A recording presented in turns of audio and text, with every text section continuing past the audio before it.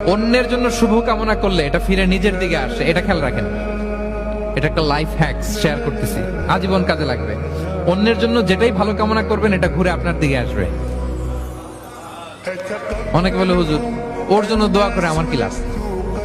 নিজের জন্য আল্লাহ আমারে মাফ করে দাও, আল্লাহ আমারে সমৃদ্ধি দাও, আল্লাহ আমার বেতন বাড়াও, আল্লাহ আমার ব্যবসায় বরকত দাও, আল্লাহ আমার ছেলেরা হাফেজ বানাও, আল্লাহ আমার বউ, আল্লাহ আমার মেয়ে, আল্লাহ আমার আমার আমার সব আমার ভালো আপনি চাচ্ছেন নিজের জন্য, অন্যদের জন্যও চান। আল্লাহ আমার সব ভাইদেরকে মাফ করো, আল্লাহ আল্লাহ আমার গোটা মুসলিম উম্মাকে তুমি বরকত দাও, কল্যাণ দাও, নেতৃত্বে আসার তৌফিক দাও, আল্লাহ সবাইকে সুস্বাস্থ্য দাও। এটা ফিরে আপনার দিকে আসবে।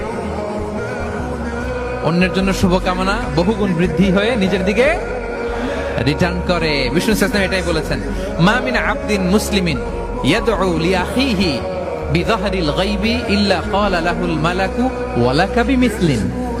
কেউ যদি তার ভাইয়ের অনুপস্থিতি তার ভাইয়ের জন্য দোয়া করে, ফেরেশতারা ওই দোয়াটা তার জন্য আগে আগে করে।